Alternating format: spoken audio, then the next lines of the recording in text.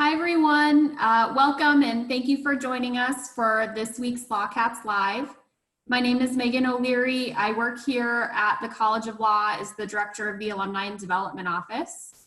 Today, I am moderating this conversation as we give all of you in the audience an update on the state of our college.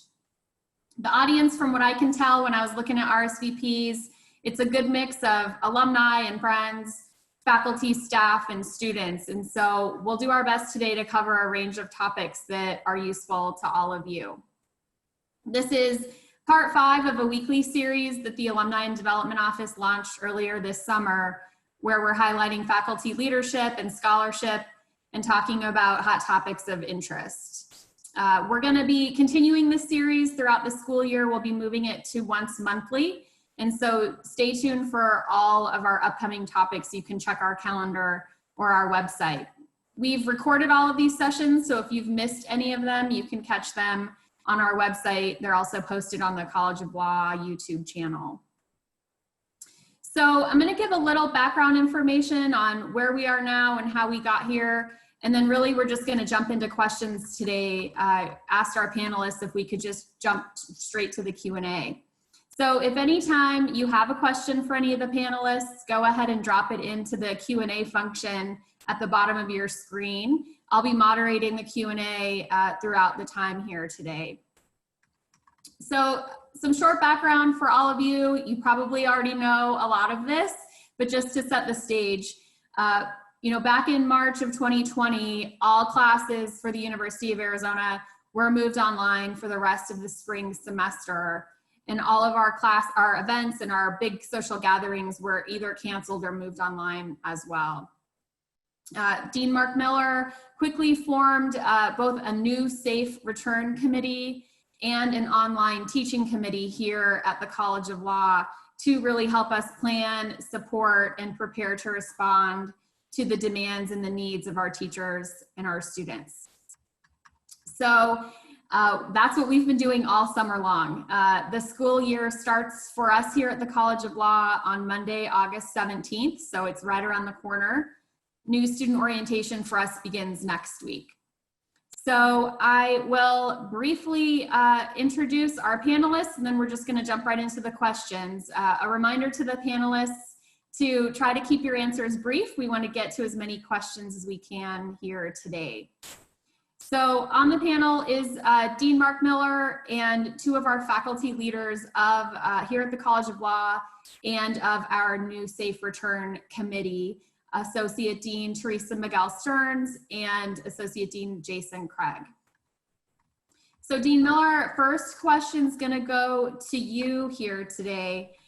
There are many dimensions to when we think about the state of the college.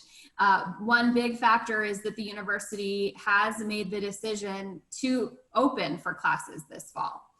We have rolled out a staged reentry plan. Stage 1 will be essentially all online. Can you help explain the thought process behind this? Yeah, happily. Thank you, Megan, and welcome to everyone.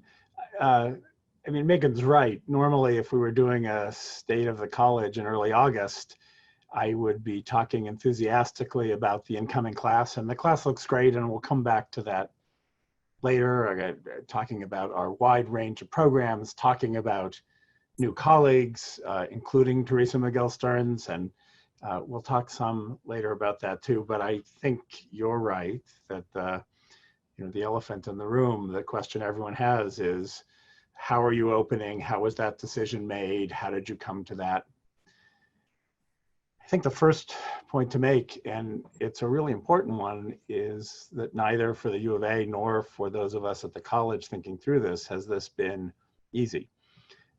In some sense, I'm sure that's obvious to our larger community. Our students, our incoming students, our staff and faculty, and our alums have been wrestling with COVID-19 and its impact, asking us questions in their own lives, both work and home, on navigating it. And that means there's a national conversation going on. There is among law schools and universities. There is, of course, in the press. I can't think of any similar situation where, as a law school or university, we've wrestled with truly hard questions that every day we see commentary on, sometimes commentary about us, often commentary about other schools or about the problem as a whole or about K through 12 education, but it echoes back to the decisions we make as well. So what we did at the law school, and it then echoes, and I'll talk a little bit about the university decision, was months ago formed a committee. You mentioned two, and there are two key committees. The New Safe Return Committee, which Teresa co-chaired with Bernadette Wilkinson, but there were 10 members, and then they had subcommittees. In the end, literally dozens of faculty, staff, and students were involved in that effort. And we're just at a transition point, a handoff point now. That committee has produced a very substantial plan. It's quite readable. It's gone through multiple revisions. It will continue to evolve. It's been viewed by the university. The charge to that committee was to think about, could we open? And if we are to open, how can we do it safely? And what sort of choices and support can we give to each member of the community? I've been in teaching for decades. I've been dean for a while and associate dean here, and when I was at Emory. I couldn't be more proud of the work that the New Safe Return Committee did, and I think anyone who wants to read the plan, which is now on the website, public and fully accessible, will get a sense that this was incredibly serious and thoughtful and cautious work. I can't overemphasize the caution in several ways. None of us are, well, one member of the committee was actually an MD and trained in epidemiology, but that isn't what most law faculty and students and staff are. And like so many people in the world, we're processing information that involves a lot of science and a lot of expertise. But what this committee did with extensive conversations and reading and discussions and debates was produce a plan that I both have high hopes and confidence will work and protect the community, but I also think that viewed 10 years from now, we'll look back and think this was some of the most exceptional work in process and an outcome that we could imagine. The move to the task force is part of the recommendation from the group, and the idea there is at some point you need to focus on implementation and day-to-day assessment, both on the research side and the technical implementation side, but we all understand it will continue to move. UA has done much the same thing. And I would encourage everyone who's watching to see the news conference today, the briefing by President Robbins and by Dr. Carmona, and then you can link to each of the 10 weeks that they have done public presentations. There have also been many, many reports sent around. There's an excellent weekly report on the epidemiology of COVID that comes from a professor, Joe Gerald, in the School of Public Health. What you'd see in the conference today reflects the deep work that the university went through to make its decision that they would reopen in this staged format, all subject to data on multiple dimensions. And that was emphasized today when President Robbins talked about his ongoing discussions with public health experts and the metrics they think are key to deciding how wide the door can be and how quickly it can move. And he agreed with all those metrics, in fact, posted them as part of the presentation and said that these are the very things not only we have been looking at, but we'll need to look at going forward. So one of the striking things to me, and I think it's an incredibly important point, is I've mentioned science several times, and I've spent more time in my weeks this summer watching doctors and epidemiologists and others talk about COVID and try and understand how to mitigate it, how to respond to it, and so forth. But ultimately, we're at a point, the university understands this very well, the provost, the president, my fellow deans, I think everyone involved in this process. Ultimately, it's not going to be science, but social science and the humanities and the arts that will, in a way, describe and define the success of our efforts to open. We all understand it's not an easy choice, not just internally, but we have many outsiders commenting. That was my point about the public nature of these decisions and of the discourse. And ultimately, the question is, will people follow the guidelines? Will we stay attentive to the science and adjust? The university has committed to intensive testing, tracing, and treatment to set aside dorms for students who become positive or requiring a test, an antigen test, before any student can move into a dorm, or making tests widely available to the community. But ultimately, it's our willingness to do the masking, which is required in buildings and outside when you can't distance, the social distancing, to do the daily reports on temperature, to really be self-aware. And then this is the neat puzzle. It is neat. It's a great challenge. Community aware, because ultimately it's the awareness of others and the willingness to work together that I think will define the success of this. It's a general lesson for lawyers. It's one I think the university understands, but we've been reminded of it through this experience in a very intent way. So in the end, I'm not only comfortable with the choice of the president of the university, I've supported it. I'm glad to take further questions on that going forward, but I think that's the process that has brought us here. I do think it's attentive to the news stories we're all reading and the trends. And again, I'm happy to say more, as I'm sure Teresa and Jason are as well. And Jason has been closely involved in this process too. Thank you. So Mark, one sort of practical follow-up, when it comes to this sort of phase in, will all phases be offered both in person and digitally for students? And will anyone be required to come to campus? So I can be much shorter on this question. No one will be required to come to the law school at any point. One of the reasons we're comfortable with this is that the university, and we wholly embrace this, committed to providing all courses in a mixed set of modes. I think Jason may say some more about this, but the point is you can watch the course asynchronously at another time if you have a family or personal obligation, or this is when you're getting food, or anything else which interferes, or you can be in person within the bounds of the plan. The plan has red teams and blue teams. It lowers density, so it's not an open door to everyone. We have to follow a number of guidelines, but it does make the human-to-human interaction in the classroom and elsewhere that we know many students and their families want, and that we want, a real possibility. My dog has something to say about this too, I think. So, Jason, if you can talk about classes and grading. Of course. Thank you, Megan, and thanks to everyone who's here attending. So as Mark mentioned, the classes will be different this semester than a normal start of our fall semester, but we've had a few months and we've had a lot of time to prepare, but students will engage in our classes. About half of our classes will have an in-person component after the first stage of the university's stage reopening. So after stage one, about half of our classes will have an in-person component at the College of Law. And then other classes will have a mix of either some in person and some live online. But as Mark said, and what some of you know, students have maximum flexibility. So they will have the choice for classes that offer an in-person component to attend in person. They'll have a choice to attend live online, like we're doing here today, or to attend asynchronously, to watch a recording and participate in class, not when everyone else is doing it. And faculty members have similar options for how they are offering their classes. So this is going to be different, but we have a committee that's helped all of our community out over the past few months in producing workshops and teaching tips and brainstorming sessions and trial and error to figure out what works and for different types of classes, whether it's a seminar, a large lecture class, a simulation-based class. And each professor has found her tools that work best for her class. And I think that we'll see that this fall. It's not going to be like the spring where on a dime we all had to turn and move to Zoom and do our best. We're certainly going to do our best, but we've had some time to prepare now, and we've put in a lot of thought.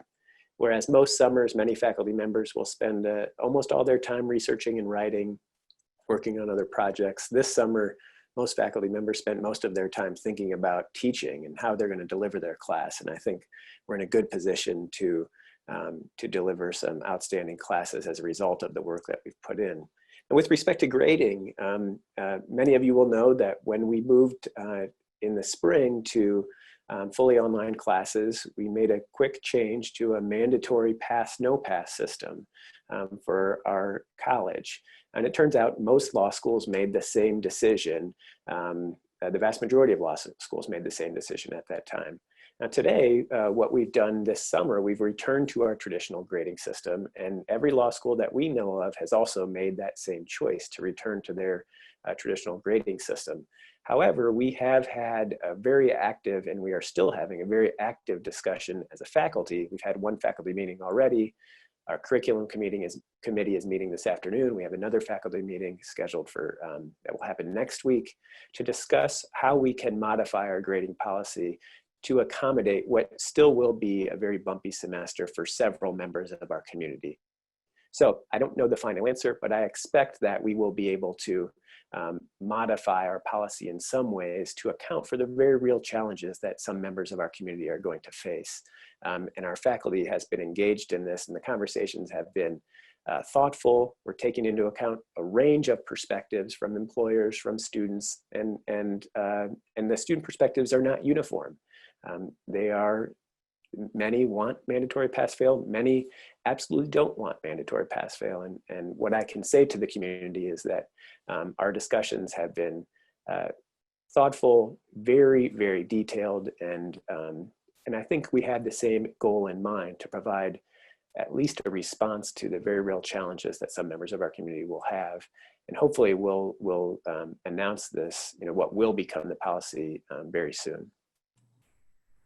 Thank you. So as a quick follow-up, I'd be curious, as someone who's in the classroom, how have you seen, or how do you expect to see sort of opportunities for students to learn from one another and to network with one another? How does that student to student piece happen from a distance or asynchronously potentially?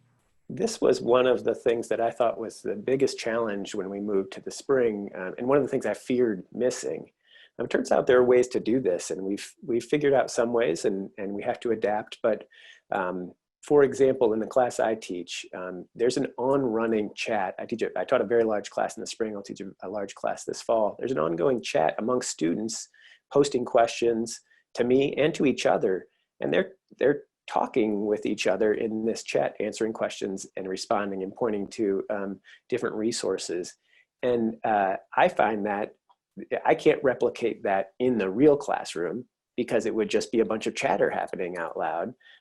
Some students might find it a distraction, because there still is a dialogue between the instructor and a couple of students happening at any given time, but there are ways to do this. And then there are other online tools that individual professors will use in the classroom. I do want to say something a little bit about outside of the classroom as well. While about half of our classes will be live online, our faculty members overwhelmingly are trying to make accommodations to be able to meet with students one-on-one. We're going to utilize some outdoor spaces at the college, hold small group sessions with students.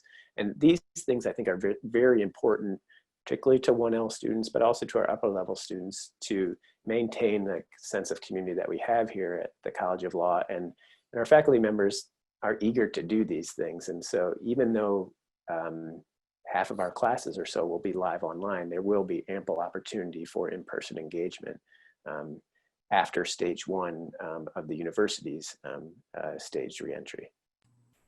Thank you. So Teresa, coming to you with the next question. You have served as co-chair of Arizona Law's new Safe Return Committee. As Dean Miller mentioned, there's a 50-page plan detailing how we're going to do just that, or how we've planned to do just that. Are there specific health and safety measures that you can share with the group about, what we'll be taking as we plan our new safe return? Sure thing, Megan. And I just want to say it's a pleasure to be back in Tucson and back at the University of Arizona. I couldn't be happier to be here. Safety was our #1 priority when we were creating this plan. Every decision that we made, every provision that we mapped out, it revolves around safety, in combination with continuing to deliver a high quality legal education. So there are a lot of safety measures built in to this plan, and some have already been discussed, like red-blue teams, where only 50% max of our student body will be on campus every week. And that is so that we can provide social distancing in all of the classrooms and in the library where students study, as well as through the hallways and outside. So that's a big one. Face coverings. Face coverings are required. We had written face coverings into the plan before they were even required. here in Tucson, knowing that that is a very basic public health measure, and face coverings are required. The university is issuing guidance on student compliance with face coverings, which goes through the Dean of Students, for example. There's guidance to professors if students aren't wearing face coverings in the classrooms. So the university is taking this very seriously as well. We are limiting visitors to our campus because we have the good fortune at this moment in time to have a fairly insular campus on the edge of the university. We are able to really make sure that visitors who come to campus can comply with the well check and the temperature check every day, which is required for everyone coming to the College of Law. In fact, the university has just recently made that a requirement of everyone coming to campus. Everyone must complete the Wildcat well check before they even leave the house in the morning. So we will also require those of any visitors who come to campus, as well as our own faculty, staff, and students. We are providing students with a welcome back to campus kit. And in fact, we're providing everyone on campus with that kit. And that includes 2 face coverings with the Arizona Law logo. It includes a touch key, which is a device so that you don't have to touch elevator buttons, for example. You use your touch key to touch those elevators. And it also includes a spray bottle. We are going to have disinfectant that facilities management is providing throughout the building. There are disinfectant tubs or dispensers all over the place so that students can clean their space before they sit down in the library or clean their space when they get up from a classroom. So students will have bottles to be able to refill as well. We have our amazing custodial staff do a great job, and I know they've been specially trained to clean during this pandemic, and they'll be coming through our building every day, sometimes multiple times a day in certain areas as well. We also, as a university, as well as the College of Law, have certain measures in place to support our students, their health and well-being. Through Campus Health, there are counseling and psychological services, but Dean Miller has also secured additional psychological counseling opportunities just for our students. On campus, there's a campus pantry. There's a student emergency fund. The university library has a very robust technology borrowing program, so students will have the opportunity to borrow technology if they need to. We have been following not only the university guidance in the creation of our plan, but we have also been following the CDC, Pima County. We even watched the UC San Francisco weekly online grand rounds, which provide us Dean Miller turned us all on to those, which provide us cutting edge information on the virus, on the pandemic. We also have a secret weapon, and he was alluded to earlier. His name is Dr. Marvin Slepian.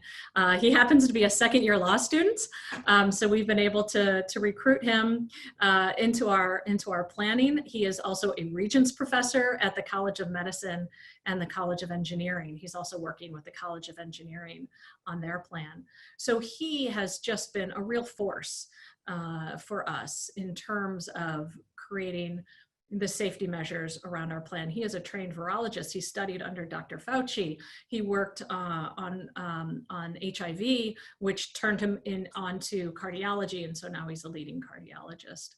He has created, along with the new Safe Return team, we're developing a voluntary testing plan as well, where we will have about 90 volunteers who are coming to campus every other week, for students, who will be tested, antigen testing, so that we can monitor the virus throughout our campus.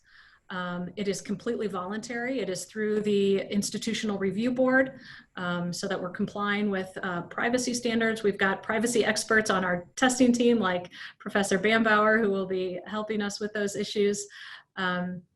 We're also doing extensive testing of the building.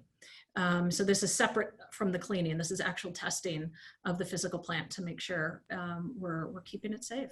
So, Teresa, we got a question from someone in the audience about testing. So will students and faculty staff have access to routine testing? right. So right now, the University of Arizona has antibody testing available to every member of the University of Arizona community, and quite a few people have availed themselves to that testing. President Robbins has indicated that he wants everyone coming back to campus to have antigen testing. So we're waiting for those protocols to be put into place. Right now, they've got it in place for the students who are moving into the dormitories, but we're hoping before long there will be a protocol in place for all of us to have antigen testing, and not just at the beginning of the semester, but throughout the semester. So yeah, and Mark is saying yes, that's on its way. So. That's right. And then, of course, the volunteer program that I mentioned will help. Thank you. Mark, I'm going to shift gears a little bit for us. How have we seen the size, strength, and diversity of our incoming JD class be impacted, if at all? Unmute there. So it's a natural question, and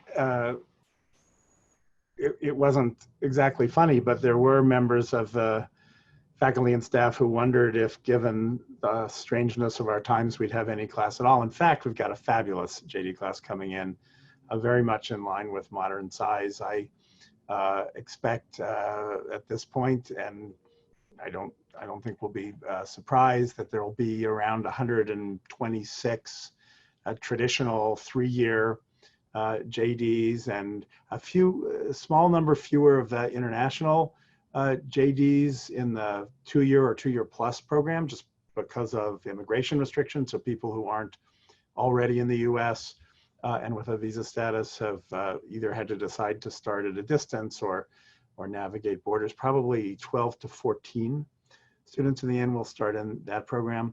So last year we had 157 students in the first year class, and in the modern times we've been running most typically in 135, 140. The class is diverse, it's deep, the scores are good, maintained or improved on the year before, to the extent that's a driver, and it's only one piece, of course, of what we look at. A lot of people with graduate degrees, several faculty members from other departments, and then the usual mix, and I don't mean the pedestrian mix, I mean the rich and wonderful set of experiences, work, family, political, religious, and other backgrounds that are typical of our students. As usual, the majority will come from outside of Arizona. For those Arizonans watching this, remember the majority stay in the state, a modest majority. So we have this great national and global presence, but I think we connect with, draw people to, and serve Arizona as part of this.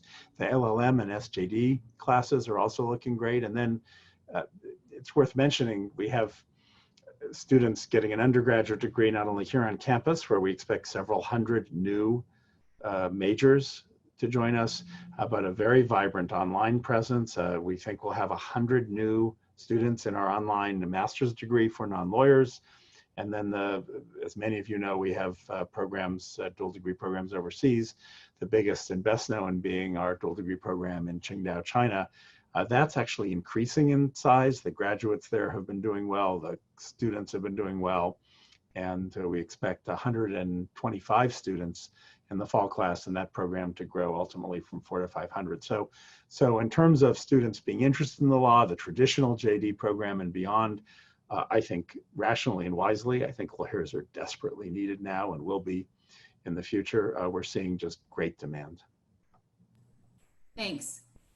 Jason, I'm going to come back to you. We got a question from the audience. Maybe we can follow up a little bit on classes and sort of when will the sort of in-person flex classes start? I think that's phase 2 for us.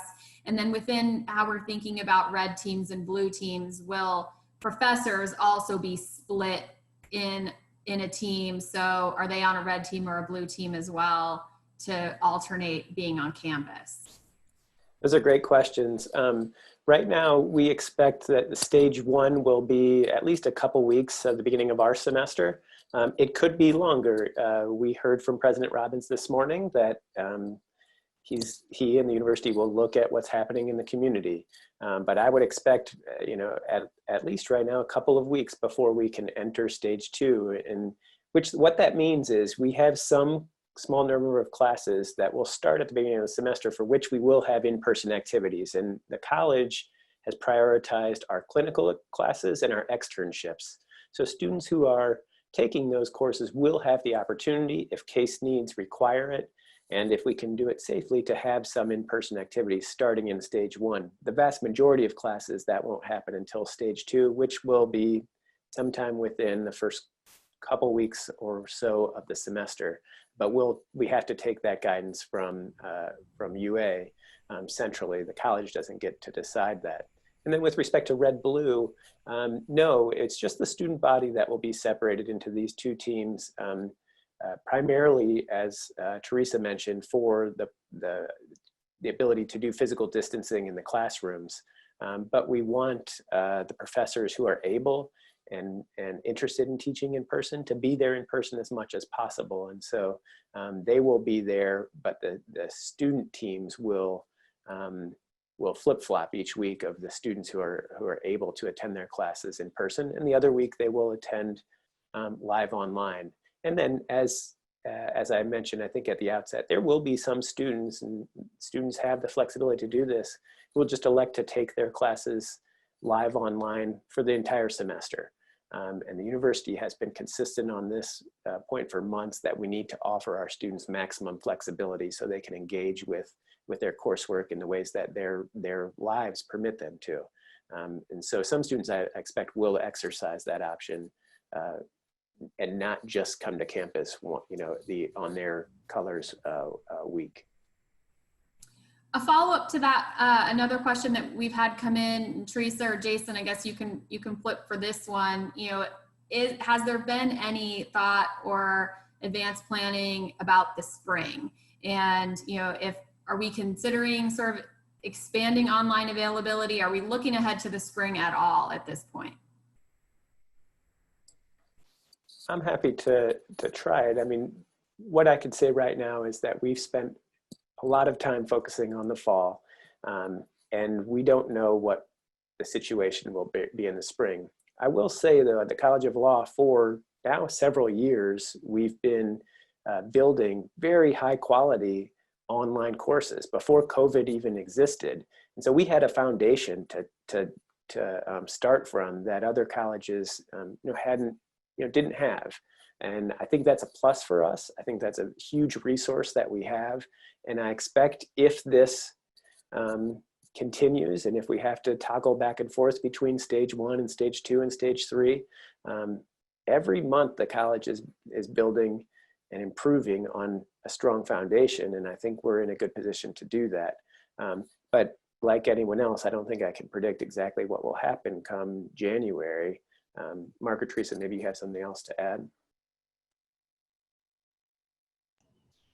I think that captures it. It goes a little bit to what I said before, which is the conversations will be ongoing. I think a lot of us has found it's tiring. Everything is new. There's very little that's familiar. The basic dynamics of a grade class coming in, the substance, but we very much are thinking about the spring term as well, and throughout the year. And by the way, this doesn't just go to classes, the points have been made, but hiring and career services and the full panoply of advising and the career path for students is affected by COVID as well. And we're involved in those conversations, most recently and very intensively, around bar and licensure issues. And those questions will continue too, regardless of what the path of COVID is. And just one point, spring planning will also go to our Phoenix community. Thanks. Teresa, I'm going to stay with you. You mentioned a little earlier that you are new back to Tucson, and we're so happy. So, as a newer member of the College of Law community, how have these last 3 to 5 months been for you? What are you seeing and experiencing? And then, as the director of our law library, can you talk a little bit about the services that the library will still be able to offer for students in our community? Sure, Megan, thanks. So I officially started here at the first, the first week of April. It's been a fascinating experience. It's been a really rewarding experience for Dean Miller to have given me this opportunity to be engaged right off the bat on such an important project has just been incredibly meaningful and rewarding. I've been able to not only work with the 9 members of the New Safe Return Committee, but the expanded working groups, which encompassed, I guess, about 40 people. And then we kept pulling people in. So I've gotten to gain some great insight and develop some really wonderful relationships right off the bat, even working from home most of the time. The library is just fantastic. What a great crew we've got there. They've been serving this community wonderfully for years under my predecessor, Mike Chirazi, was a great leader of the library. Since I've been here, we have been reallocating our resources to provide really robust online services for our community. So we've done things like subscribe to resources that allow us to do remote teaching, remote research support, touchless checkouts of physical materials. We've got Zoom rooms set up so that we can work with our students. We're involved in the first term legal research and writing program remotely as well. We're also really trying to bring together all the other resources on campus, like from the university library, and make those known to our students as well. Because I mentioned the robust technology lending program and other study spaces on campus for our students. So it's been a really rewarding experience. I've got a great team here at the law library, and just couldn't be more pleased. Thank you. So let's see. Mark, I'm going to come to you. This is a question from the audience. This is a big one. Someone's asking, I'm an alum from the year 2002. What changes have been made since I graduated? Where to begin? Yeah, where to begin, I think, is right. So first, there's still some awesome faculty and staff members who have been here and helped to define and shape the institution. 2002 is long enough ago, so there have been some changes too, some retirements and some losses. One of the things that's happened over the months of COVID and hit the community very, very hard was Charles Ayers passing, and Kenny Hegland. And one of the things that a close community and family does is come together to celebrate and remember the people who've defined the institution, and that's been harder to do.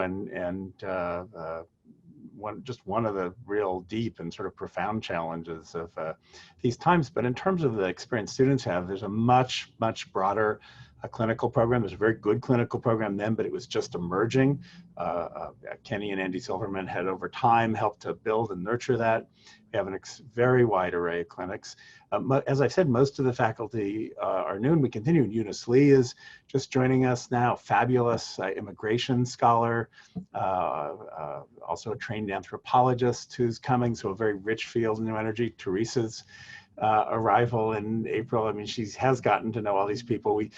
All the usual introductions we do and welcomes haven't been there, but I think virtually we've come as close as we can. Gavin Milchark Desai last year, mid-year, came in as head of our innovation and entrepreneurship clinic. And then just looking in recent years, an alum from 2002 or older, I hope they would spend time and watch some of our lectures and workshops or come back onto campus, and when it is safe, sit in on a class, because the energy and ideas, both from the current generation of students and from the staff and faculty who serve them, is just wonderful. And so many of the issues they're addressing have shifted. The focus focus on cybersecurity and privacy. I mean, the anchors are there. You will still see fabulous foundations in contracts and torts and procedure and property and in advanced classes that have been there for a long time, preparing people for the bar and for practice. But the work that's being done on the Innocence Project, the work that's being done with our Veterans Clinic, in so many areas, the work now that we're doing with students in the community, and it's just emerging on racial and social justice coming out of Black Lives Matter. I mean, that's a very immediate illustration, but it gets to something bigger, which is that the community always evolves, not just in who is here, but what, along with that core that is familiar, are the issues of the day, and that we can address as scholars and ultimately train students to go out and address. So I think we have a big and vibrant career office. It's larger than it was in 2002 because so many of our students look at so many different jobs in private and public practice, not only here, but around the country and the world. And so in almost every dimension, we've changed, but there would also be something familiar, I think, going all the way back to 1915. I think there's character and an essence to Arizona, which long predated me, but which I've come to adore and celebrate. Thank you. So our time is winding down here. Our panelists have agreed to stay on for a few minutes after the official end at 1 o'clock. So if folks in the audience do still have questions, you can keep sending your questions in and they'll stay for a few more minutes and answer any others. Mark, so we spent just a few minutes looking back. Let's spend our closing minutes sort of looking forward. For any of you, as you try to forecast 2 to 3 years, 5 years down the road, how do you see this moment impacting the College of Law? Let me start briefly, and then Teresa and Jason both have more vision than I do and have been thinking already. We're all forced to think about where are we heading and where are we going. But the simple point I'll make, and I'm glad to expand on it, is this is a scary and challenging time for the college and the university. The public numbers on the financial losses for the U of A covering a 15-month period are in the neighborhood of $280 million on a roughly $2 billion a year budget, and that's leading to all sorts of challenges, and some of those are being borne by faculty and staff and students, and we have to navigate through that.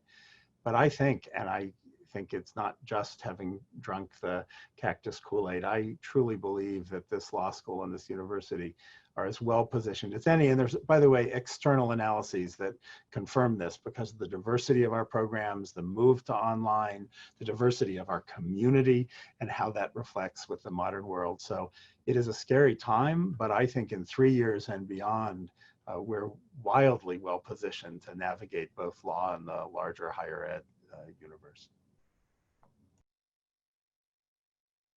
I'll just add quickly with respect to the academic program. One of the things that we see already this semester coming into the fall is that there's not a limitation for who we can bring to our community and which communities we can join. So there's a sharing of ideas that our students will see this fall, both within classes and in programming that the college will offer, that likely wouldn't have happened in the same way had we been limited to who can fly to Tucson for 3 days and join us, or who can come out for a short class in person that we'll see. And I think some of these things will have a lasting impact. I think that both the exchanging of ideas and the way that we can share these ideas will have a lasting impact on the college and other institutions. And I expect that will all be for the good. And so it's hard to predict, but I think that is one aspect that will kind of carry on when things become available in person again. We're all a little better at what we're doing right now, having these types of webinars, engaging with each other, even though we physically can't be in the same space. And I expect we'll utilize that going forward in a variety of ways. And I alluded to the same type of quick jumping ahead because of this pandemic, as the information landscape changes and continues to evolve, and get more technological, that's what we're doing as well. And we're uniquely positioned here, the library is, because we have a library school on an iSchool on campus as well. So in collaboration, we are training the next generation of information professionals who are teachers, who are dealing with student and ideological diversity, who work closely with the faculty and the expanded interdisciplinary nature of faculty research and student research. And that's where the library is heading. We're at the forefront of legal information and research, and well positioned to be there. Great, thank you all. So it's 1:01. This will conclude the sort of official end of this program. For those of you that have to get back to it, we want to thank you for joining us and thank you for your time. Thank you to our panelists. Panelists, if you want to hang around, and anyone else who wants to hang around and answer any final questions, we'll keep the recording rolling, so we'll capture the rest of it. But for everyone else, we'll say so long for now and thank you. And bear down.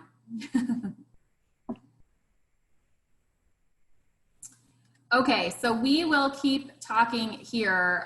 One question that came in: will all of our health and safety measures, the plan, be available online or in a social media format so that it can be shared widely?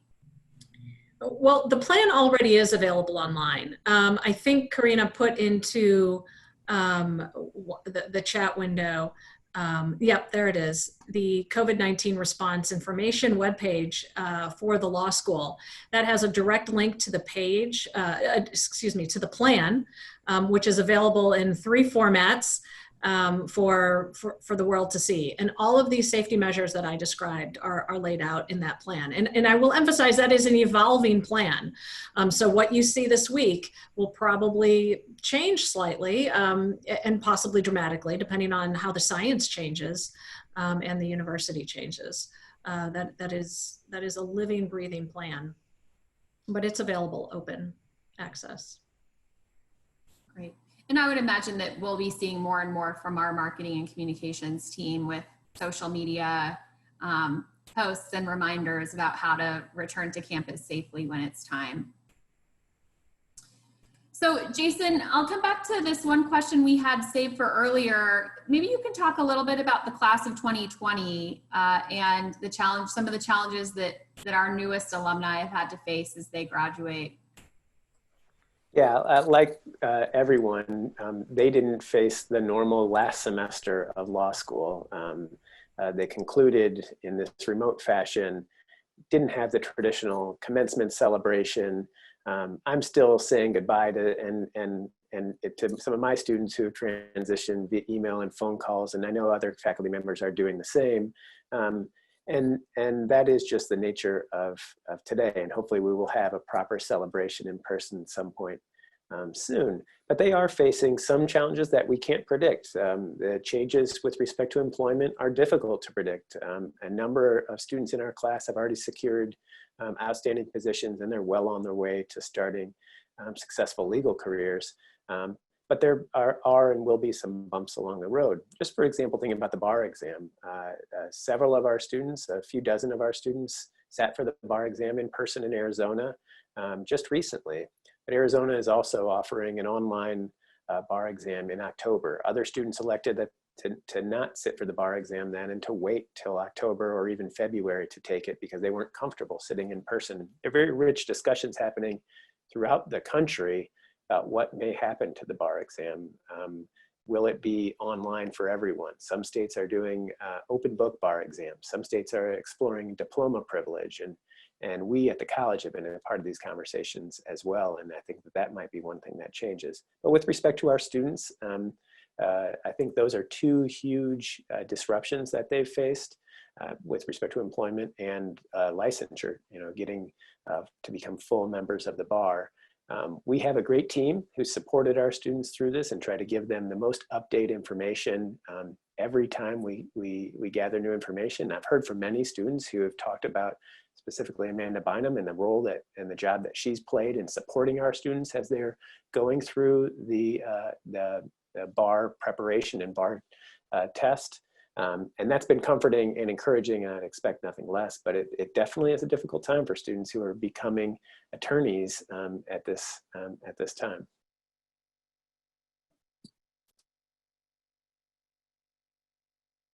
So Mark, for the employers in the audience, what's the sort of, or anyone who's in the audience, looking to sort of help students get involved, what is the call to action that you'd like folks to hear?